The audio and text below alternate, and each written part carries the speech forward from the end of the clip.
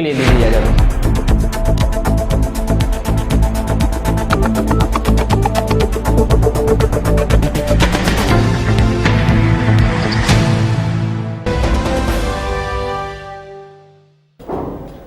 Special report मेरी आवाज सुनो कार्यक्रम में आप सभी दर्शक बंधुओं का स्वागत है और मैं हूं अरविंद कुमार सिंह। जहां एक तरफ 2017 विधानसभा चुनाव सर पर चढ़कर बोल रहा है, वहीं दूसरी तरफ प्रत्याशी बंद तमाम तरह की योजनाएं, वादे, इरादे लेकर जनता के बीच पहुंच रहे हैं। लेकिन क्या कभी इन बच्चों का कोई इरादा, दर्द, ख्वाहिशें जानने की किसी ने कोशिश की है? तो आइए हम मिलवाते हैं इन प्यारे बच्चों से जो भारत यानी हमारे देश के भविष्य माने जाते हैं। जैसा कि चुनाव का माहौल बड़ी तेजी से चल रहा है, चुनाव की काफ़ी सरगर्मियां चल रही हैं। आइए हम इन बच्चों से जानते हैं कि जो यहाँ पे जनप्रतिनिधि चुनाव लड़ रहे हैं, जनप्रतिनिधियों से बच्चों की क्या अपेक्षाएं हैं, आइए हम जानते हैं यहाँ के बच्चों से। तो आइए हमारे साथ एक बच्चा है, जानते हैं पहले आपका नाम क्या है? सतीश जी, शिक्षा के क्षेत्र में क्या समस्याएं हैं? हमारे यहाँ जो शिक्षा है सर बहुत नीचे स्तर चल रही है, क्योंकि यहाँ हमारे यहाँ जो सरकारी कॉलेज हैं बहुत दूर है, हमें प्राइवेट कॉलेजों में क्लास करना पड़ता है। उसके बाद जो हमारे टीचर हैं बहुत पढ़े लिखे हैं, फिर भी उन्हें कोई नौकरी का चांस नहीं मिल रहा है। बीटीसी की निकल रही है तो सिर्फ यहाँ के मंत्री, जो यहाँ के विधायक, उनके घर के बच्चे हो रहे हैं, क्यों दूसरे नहीं हो पा रहे हैं? क्यों यहाँ जो टीचर हैं BEd, MA, BA अच्छे ग्रेजुएशन करके यहाँ पर बैठे हैं, फिर भी उन्हें नौकरी का कोई चांस नहीं मिल रहा है। बहुत अच्छी बात कही आपने। जनता की जो समस्याएं हैं, बच्चों की जो परेशानियां हैं, सरकारी क्षेत्र में नौकरियां यहाँ के जनप्रतिनिधियों की, मंत्रियों की, विधायकों के परिवारों को मिल रही है, जबकि आम जनता को इससे दूर रखा जा रहा है। आइए लेके चलते दूसरे बच्चे के पास। आपका नाम क्या है? क्या कहना चाहेंगे यहाँ का जो राजनीतिक परिदृश्य चल रहा है, उसमें शिक्षा के क्षेत्र में जो सुधार की गुंजाइश है, जनप्रतिनिधि उस पर खरे उतर रहे हैं कि नहीं उतर रहे हैं? नहीं उतर रहे हैं। नाम क्या है आपका? क्या समस्याएं हैं बेटा इस क्षेत्र में? शिक्षा को लेकर के क्या समस्याएं हैं?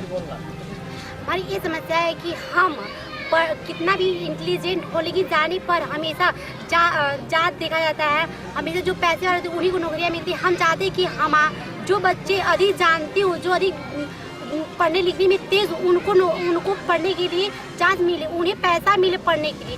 लेकिन तो यहाँ पर जिनके पास पैसा अधिक है वही कुछ पा रहे हैं। हम चाहते हैं कि सभी लोग जो बन रहे हैं ना, वो हम लोग इस पे केयर करें कि कौन कैसा है। जात देखे, ना ही पैसा देखे। हम चाहते हैं कि जो घूस की जो व्यवस्था है उसको समाप्त कर दिया जाए। हम जैसे सामान्य बच्चों को पढ़ने का अवसर मिल पाए, कि हम पढ़ कर कुछ लायक हो सके। क्योंकि यहाँ पर हम देख रहे हैं कि जितने बच्चे हैं अधिक पढ़ने लिखने वाले वो घर पे बैठे हैं, जो कम पढ़ने लिखने वाले जिनके पास पैसा है वो पैसा देकर हर एक चीज़ खरीद ले रहे हैं। हम सोच रहे हैं कि सरकार इस पे केयर करे कि जो बच्चे पढ़ने में सही है, पैसे नहीं है, उनको पढ़ाए। क्या आप लोग उनसे ये प्रश्न पूछते हैं जब वो आपके क्षेत्र में वोट मांगने के लिए आते हैं?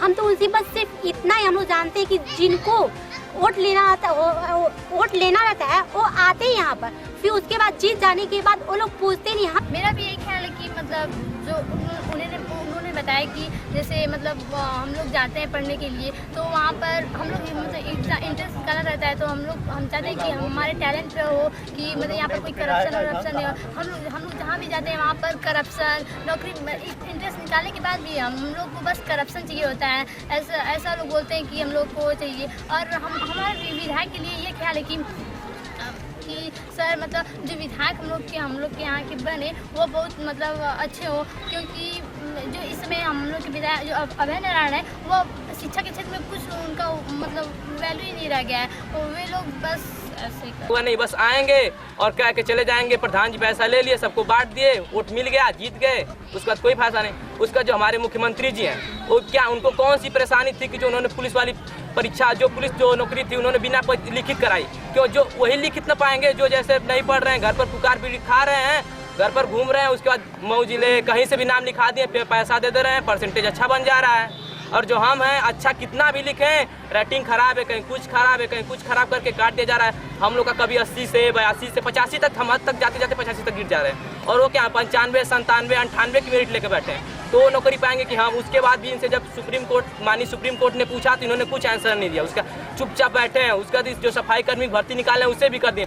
और इस समय सत्ता में आने के लिए उन्होंने क्या कहा कहा कि इस बार भी हम वही वैकेंसी निकालेंगे, बिना लिखित परीक्षा होगी। क्यों लिखित, बिना लिखित क्यों परीक्षा हो, क्यों ना लिखित हो? लिखित होगी तो वो बच्चे होंगे जो बिना पढ़े हैं, जो बिना लिखित होगी तो वो होंगे जो बिना पढ़े लिखे हो रहे हैं। जब केंद्र उनका मांग रहा है जवाब तो संसद में कुछ बोल ही नहीं पा रहे, चुपचाप शांत है।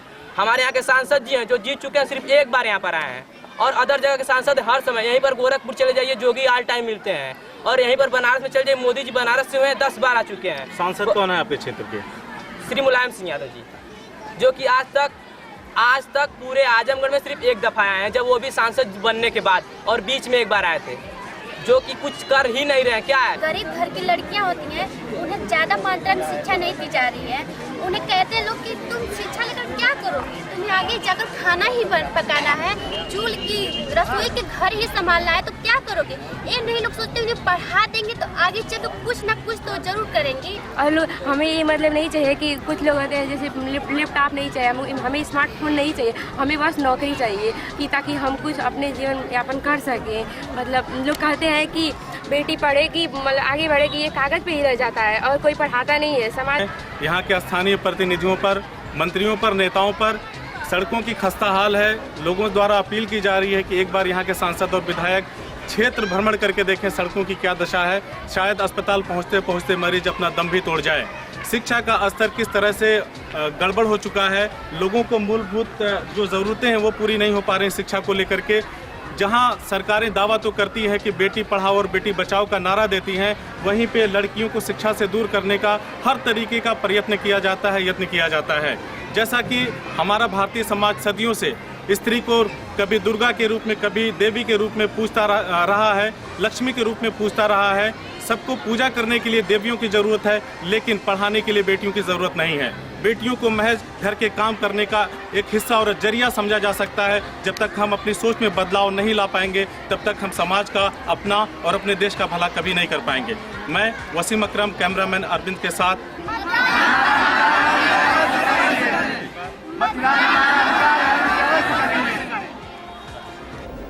इस स्पेशल रिपोर्ट में फिलहाल इतना ही। बाकी खबरों के लिए बन रहे हमारे साथ, तब तक के लिए दीजिए इजाजत। नमस्कार।